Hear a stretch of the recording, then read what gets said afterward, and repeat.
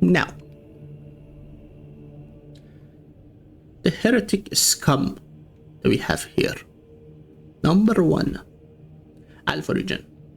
They had 2 Primarchs actually. This Legion is a little bit crazy.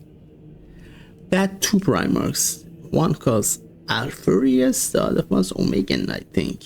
I don't remember the other ones. Notable thing about that Primarch, it was raised on Terra.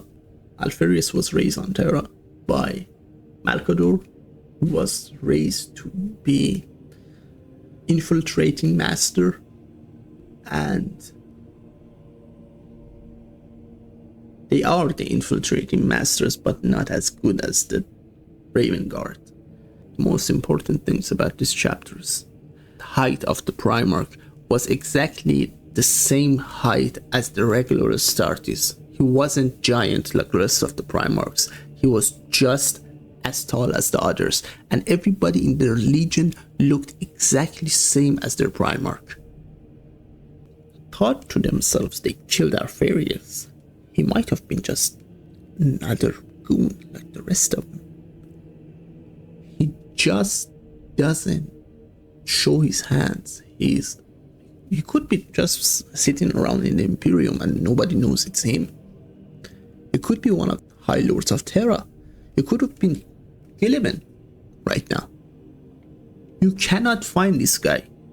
You just can't. And even if you killed Alfarius, he had a twin brother. How do you even know it's Alfarius, not his twin brother?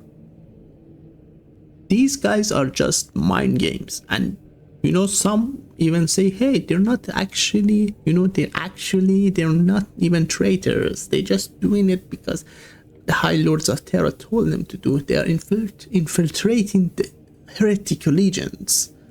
Really, I don't know. I don't know about that. Nobody knows anything about this legion. They're freaking weirdos, dude. Let's leave it at that. Black Legion. Originally, Black Legion belonged to the Horus. Horus was murdered because his armor was damaged by Sanguinius, and Emperor came alone and just killed him. And Emperor get wounded and get beyond repair damage, and they put him on the golden throne, and so here's the 40 years for the first millennium, Right now, the Legion is run by Abaddon the Despoiler. Abaddon the Despoiler is an asshole.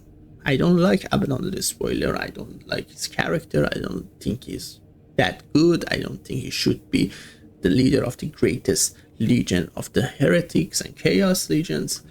I don't think he's the greatest. Just put that out there. Their legion is not from one legion. Everyone can join the Black Legion.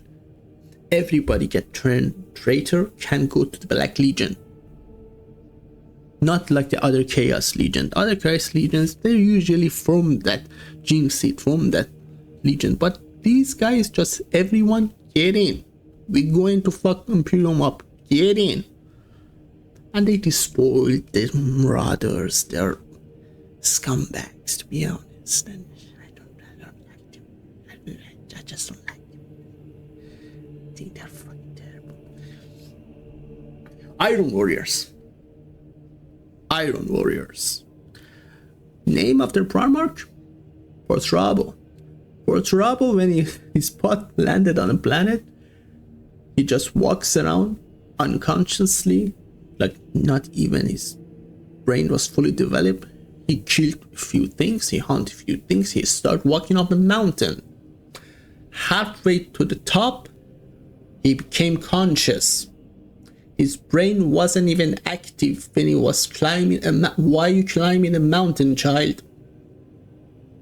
You know what happened when he came to mind? And his mind was all there? He finished climbing the mountain.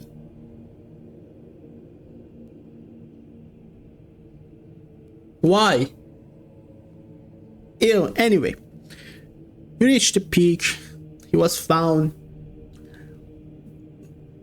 One of the greatest freaking warlords had him as a son. He was raised and became the greatest engineer of his planet. He became the greatest freaking warlord of this planet, and he just killed everything. And he is so intelligent, everybody not giving him credit for it. There's an instant, Fulcrum and him are in the room with Eldari, and he started speaking Eldari. Fulcrum looked at him. Fulcrum was actually very intelligent and very artistic kind of guy, you know? It's very cultured. He looked at him and said, "You can speak Eldari?" I said, "Yeah, I can speak Eldari, I can speak Orc, I can speak every language on this planet." His power suit is the work of art. But he's a fucking asshole. Like just the biggest gaping freaking asshole you can find. He was one of the latest Primarchs found. His entire legion was abused till he was found. They was using them for everything they didn't want their sons to be used for. They were sending them to trench wars, they were sending them for freaking sieging. And midway, the Iron Warriors, they said, "You know what, if we are going to this, we better get good at this." And they become impeccable at trench war, they become impeccable at sieging. What do you think their Primarch done to them when they came to power and seized his legion? He see a legion that was abused and he was hardened through trench war and sieging, and he says, "You're a bunch of quivering fucking pussies. You're just weak. I don't like you. You guys are fucking weak. You're not my sons." He ordered every 10 Space Marine, pick a weakest one among them, put them in the middle, and plunge them to death. Because iron within, iron without. You gotta become iron. So beat your brother to death. So you become hard. Hard as a fucking cock. That he was. He was a fucking cock. And they do the most weirdest shit, dude. Like they produce demons inside human bodies to put them in siege machines. It's weird. These people are twisted. We need to call some. There's supposed to be something here, right? Supposed to be Emperor's children. Emperor's children serve Slaanesh. Slaanesh, if I wanna, I don't think I can get into it. You know, we don't talk about Slaanesh. Slaanesh is here, right? Emperor's children. Let's get to Emperor's children. The Primarch of the Emperor's children. The Primarch of the Emperor's children is Fulcrum. Fulcrum, he crash landed on a dying, practically brink of destruction planet, right? Everything was just going down the drain. They wanted to kill him because they couldn't afford raising a kid there. But he had a Primarch aura and he had Primarch charm and charisma, and they saw him and they said, "Oh, let's keep this." The Fulcrum was raised and he showed extreme intelligence. He turned around the planet from a destroying planet into a freaking utopia. It was him. It was him who done it. Nobody could have done that. So he was always so proud, always so cultured, always so intelligent, always so beautiful. He was like the ultimate femboy Primarch, right? So one day, when the Emperor found him, he was leading a planet that was like a utopia, and he saw it and said, "Oh my god, this guy fucks, let's get him on board." And one day he was just going to a place and there was this weird ritual with the sword in the middle, and they were doing weird things to each other, and he killed everyone because there were a bunch of freaking heretics, and he decided to keep the sword. He decided to keep the sword that was causing all of that. There was a demon inside the sword and he turned into a freaking snake monster now. So much for intelligent. So much for why are you keeping a sword that runs an orgy? With spikes. Orgy with nobody likes an orgy with spikes. Okay. Notable things about the Emperor's children. Rhino, the unyielding, the badass, not one of the top-notch freaking dreadnoughts in the human history, Imperium history, right? He was a loyalist when every single Emperor's children that were loyalists were murdered or they turned to chaos because his Primarch was turned to chaos. Rhino was there since beginning with the Emperor. He was made into Astartes on Terra. He was from the noble families of Europa. He was there throughout the history with the Imperium. And when the Fulcrum come to power, he kept him around because he saw him as a badass practically. Fulcrum kept him around, but it didn't work out well for Fulcrum because when he betrayed the Emperor, the Dreadnought did not betray the Emperor. He said, why? Why would I betray him? You are my Primarch, I will kill you. He was trapped under the rubbles for thousands of years, right? He was trapped under the rubble for thousands of years. He decided to make a bomb with a power fist. Do you have any idea a power claw of the power fist of a dreadnought is not made to make things. It was made to crush things. But it took him thousands of years, but he made that thing. Made the bomb, waited for him. He let out the signal, the Ancient One is waiting for you. He said to his father, the Primarch, I'm waiting for you. Get your snake ass here. But the Thousand Sons got there first. He was really good at subduing them, but they put a field around the bomb to stop it from destroying them. So he just went ham on his Primarch. His Primarch was a demon prince, cut his limbs off, he ripped him out of the casing, and he was glowing. He was glistening. He was just proud being, and his proud and honor just touched the Thousand Son in the heart. And they said, you know what? He deserves better than you. He deserves better than us. He's better than us. The leader of the Thousand Sons took out his own soldiers and deactivated the freaking field, and it was exploded. He died. Ronald died. The Primarch was torn to shreds. He was a demon prince. But as proud as Fulcrum was, it was better if he was dead. For thousands of years, nobody fucking know where he is, dude. He's just in the corner sobbing and hosting freaking orgies with spikes and nobody wants to go to. Now, Death Guard.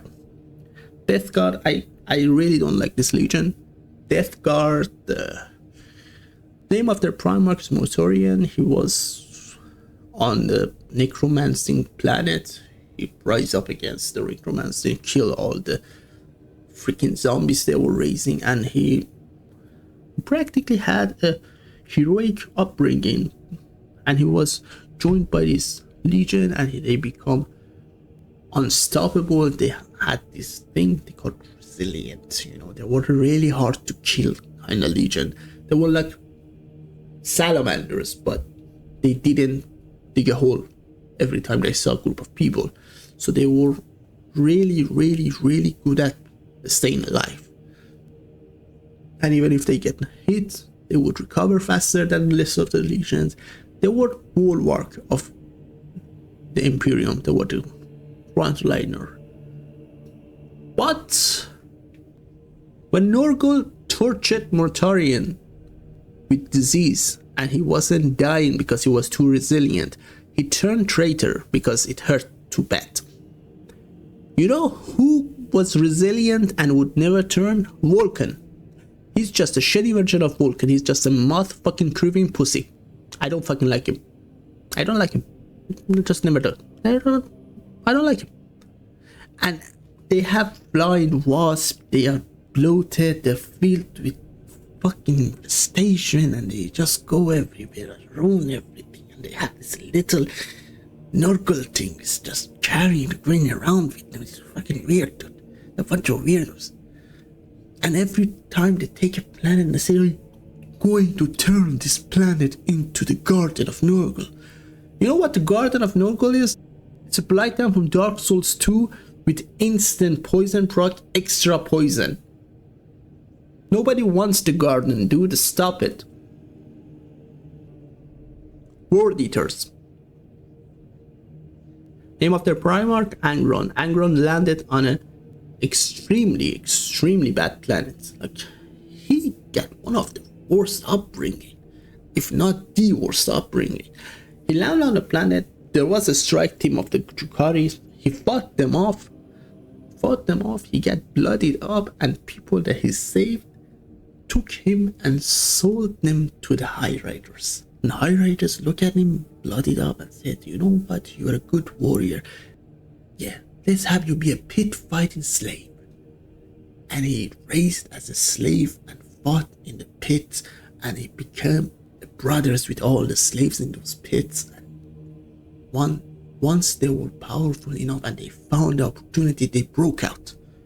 They raised hell against their slavers, and they were ready to completely destroy them. But the seasons turned. They went to the mountains. They were ready to die. And when he was ready, completely ready and wanting to die with his brothers, Emperor found him and trapped him in the Conqueror's belly, as he called it. And, you know, that broke him. He said it to Emperor, you will have me, but I will be nothing but a shell. You will have a husk of me. And that was true. He never truly cared about his legion, because he wanted to die with his brothers. Every legion had a spear, right? That's how the Emperor designed them. Every legion had another legion doing the practically same thing. So the World Eaters were practically doing the same thing as the Blood Angels. The Primarch was designed similar.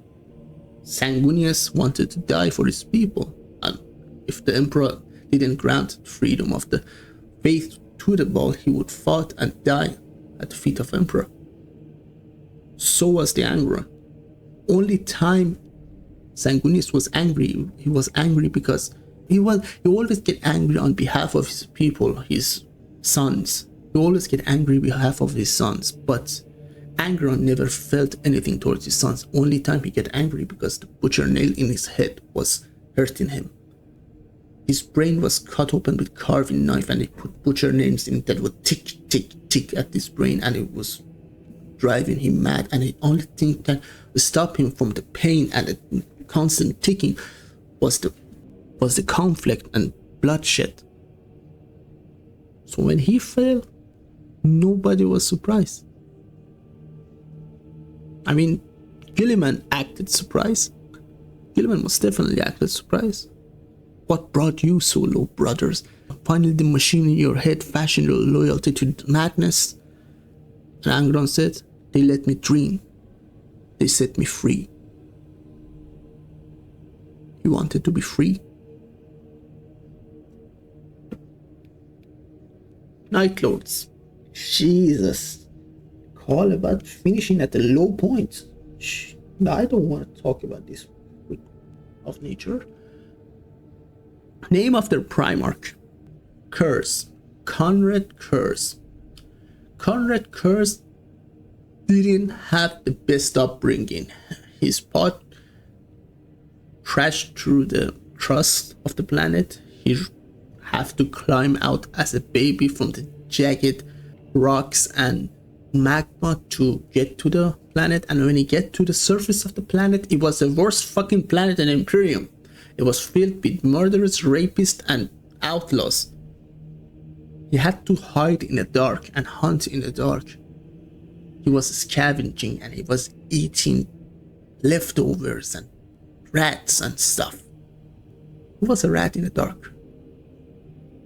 And when he grew up, he quickly went from the innocent little prey that was shivering in fear to the ultimate monster of the night. They called him the Night Hunter. He would kill everything that would oppose him.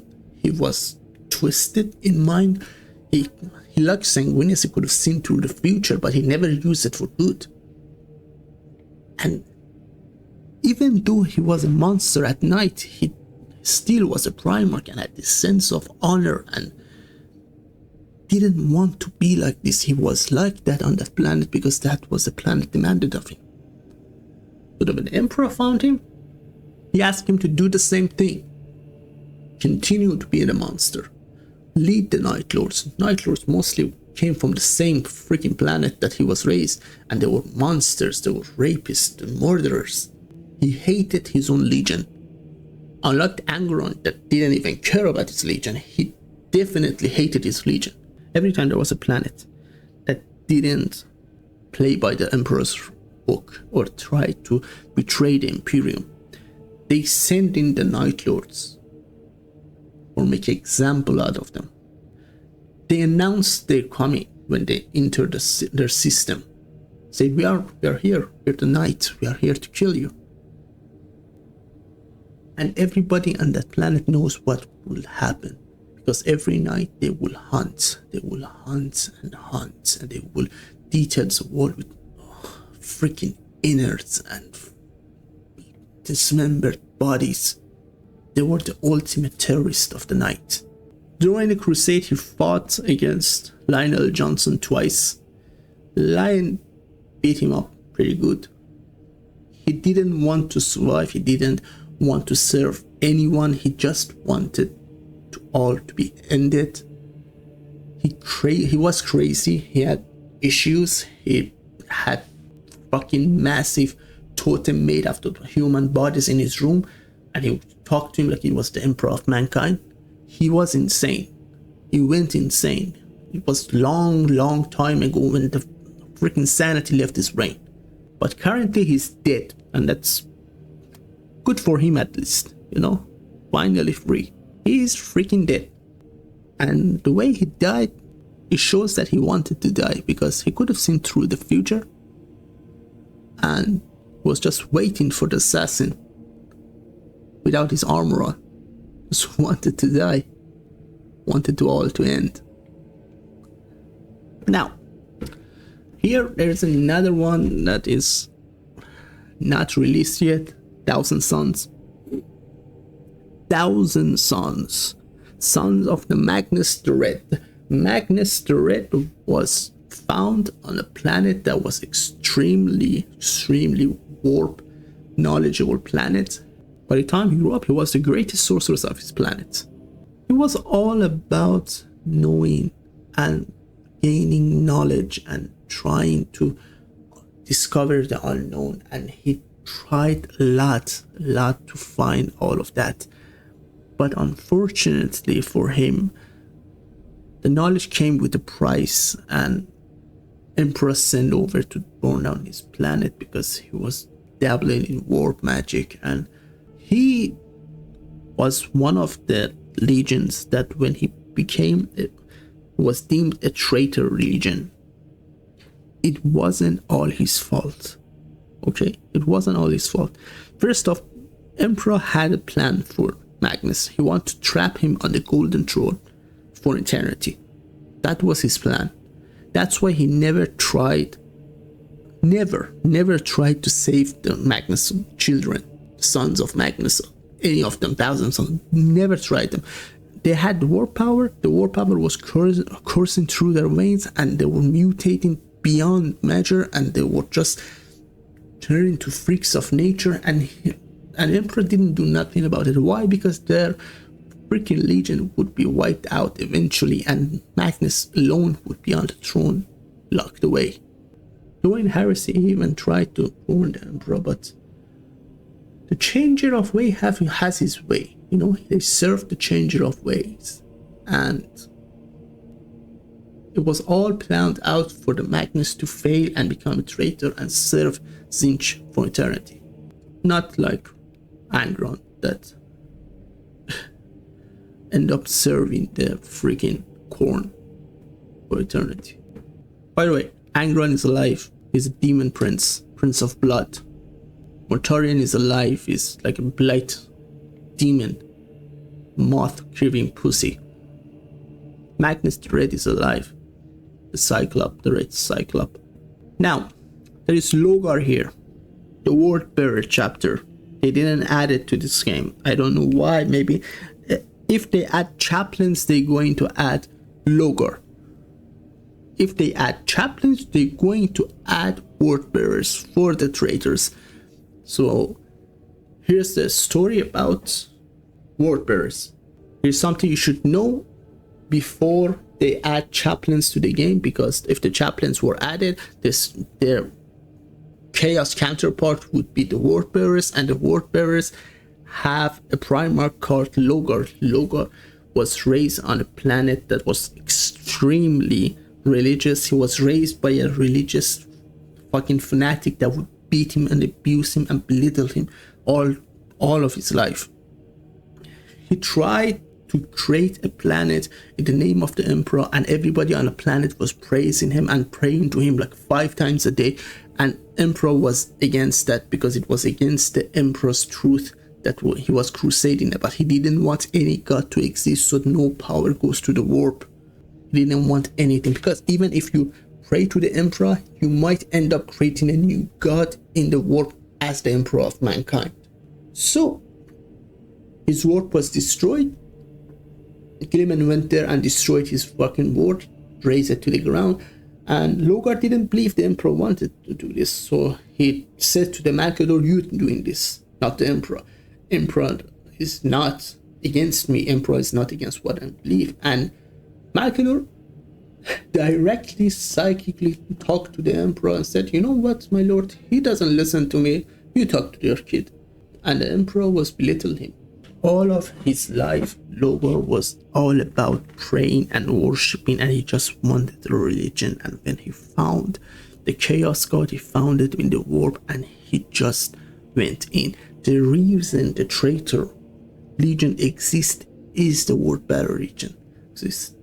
It was Logar who did this to the World Eaters, to the Angron. It was Logar who dragged every single legion that are Traitor Legion into the dark. And he didn't do it for himself. He was just zealously believed in the freaking gods. He just needed a god, and he found 4 of them, and they were beautiful to him, even though they were a bunch of freaking disgusting little things. So that's Logar. That's the Word Bearers. They still exist in every single chapter. There is a Word Bearer, as there is a chaplain in every single chapter of the Imperium. There is a Word Bearer in every single chapter of the freaking heretics, unless they're like Word Eaters, that their chapter is completely destroyed because of Kharn. Kharn destroyed their chapter, shattered it. Anyway, I'm out of breath. I'm out of everything. There's some things I most definitely forgot to mention because I tried to be as brief as possible. Like, I didn't say anything about Kharn. I didn't say any of the remarkable character of the Chaos Legions, because I put so much time in the actual legions of the Imperium, and even then I didn't do them justice because they have so much lore. So this is supposed to be a brief info on these legions. So I'm hoping you guys enjoyed it. If you did, leave a like, comment, subscribe. Always appreciate it. Bye.